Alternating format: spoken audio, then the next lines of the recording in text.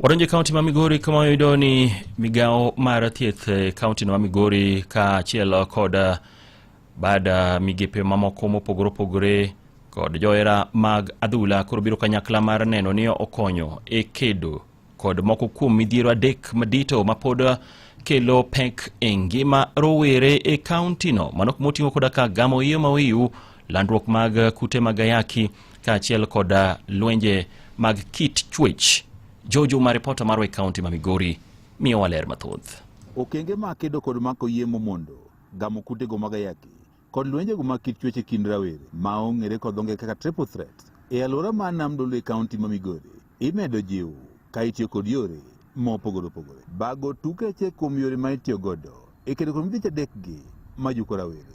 Piem mar tuke mag opich adhula ma ong'ere kaka Managers Cup ma osir kod Steve Ogony en achiel kuom mago ma itiyo godo e kedo kod mako yemo mondo gamo kute go mag ayaki kod lwenje go mag kit chwech e kind rawere e alwora ma Nam Dolwe e kaunti ma Migori.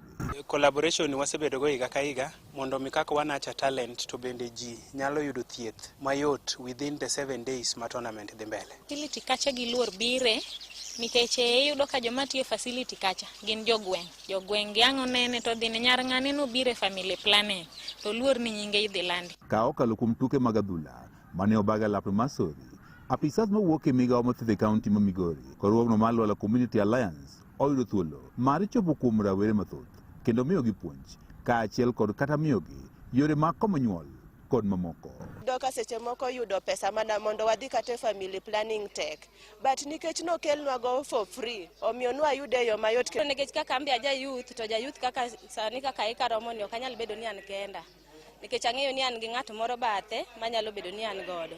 No chuna ni abia ka family planning mondo ageng' godo ich moyiu. Kaka wandiko report giko dwe tiyudo ka teen pregnancy kata joma bire clinic nyithindo matindo makoro nowe school ni nikech ich sani koro waonge godo tin sana. Apisa e migao mathiedho e kaunti ma Migori Joy Mandela wacho rawere mathoth pod oluor chope ute mag thieth mondo giyude yore mag komo nyuol, pimo kute go mag ayaki kod mamoko. To ko wachiwe talk to the community nyaka skunde bende wadhi wawuoy. Koro ing'eni school to di wachi ni future planning, school ti di wacho ni abstain, ting'eni abstain to nitiere already jomoko ma ok nyal abstain. Rawere mathoth pod yuago nok mar puonj e weche mag kedo kod mako yemo mondo gamo kute go mag ayaki ka achiel kod lwenje go mag kit chwech e kinde ma jochiw thieth bende seomo kuom jonyuol ka achiel kod jopuonj.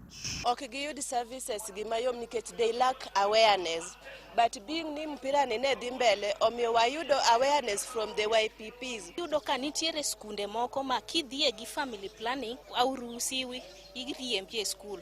Idhi yudo ka ot sori, yudo ka ng'ama miyo wan gidake e room achiel, nyithindo ema nindo kanyo to jonyuol bende nindo kanyo. Yudo ka moro kaka poverty, yudo ka janyuol ok nyal race ne gimoro to en gi boyfriend ne kumoro manyalo race gimoro mano dwarno, for example sanitary towels, yudo gima chalo kamano. Ko yudo boyfriend manyalo race temo dhi kuome to end up ni omako ich machon. Omiyo wa identify nyithindo gi to wachakwa collaborate gi jok moko maonge kata ka manyalo kawo ting' mar nyithindo gi mondo tergi school. Johera mag adhula bende nitie chenro ni mar kedo kod midhiech adek ma juko rawere ojiwo rawere mondo koro mak ma otegno weche mag tuke. Higani ne wan gi timbe 24 e Managers Cup. Theme mar higani ne en tiyo gi tugo kaka yo manyalo kelo employment. Wano bedo gi piche every weekend nyaka December room. Makata kama wantie kani wan gi jo FKF. Ni nyithindo mabet beyo oyud thuolo mar dhigo mpira e pinje maoko. Ne Nyakalondo Maramogi kuok e kaunti ma Migori, an Jo Juma. Station